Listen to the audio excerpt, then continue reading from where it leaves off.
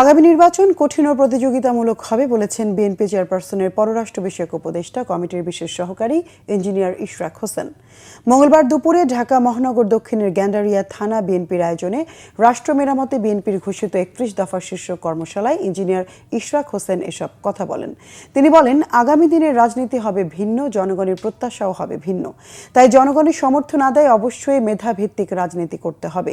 গতানুগতিক রাজনীতি করলে জনগণ থেকে বিচ্ছিন্ন হয়ে পড়ার আশঙ্কা করেন তিনি। বিএনপির নেতা আরও বলেন, আওয়ামী লীগ সাধারণ মানুষকে তাদের দাস বানানোর চক্রান্তে মেতে উঠেছিল। এই আয়োজনে ঢাকা দক্ষিণ বিএনপির আহ্বায়ক রফিকুল আলম মজনু, ঢাকা মহানগর দক্ষিণের সদস্য সচিব তানভীর আহমেদ সহ কেন্দ্রীয় ও ঢাকা মহানগর দক্ষিণ বিএনপির বিভিন্ন অঙ্গ সংগঠনের নেতাকর্মীরা উপস্থিত ছিলেন।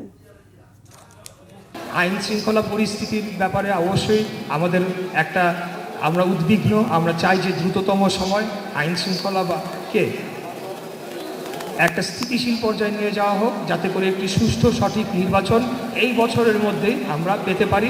সেটার জন্য আমরাও সরকারকে সহযোগিতা করব এবং সরকারকেও আমাদের সহযোগিতা নিতে হবে এবং তাদেরকেও বুঝতে হবে যে একটি নির্বাচিত সরকারের দ্বারাই কেবল সকল ধরনের সমস্যাকে কঠোর হস্তে দমন করা যায়। কঠোর হস্তে যে কোনো দুষ্কৃতিকারী, যে কোনো দেশকে অস্থিতিশীলকারী, বদমাইশ, শয়তান যারা ডাকাতি করছে তাদেরকে নিয়ন্ত্রণ করা যায়।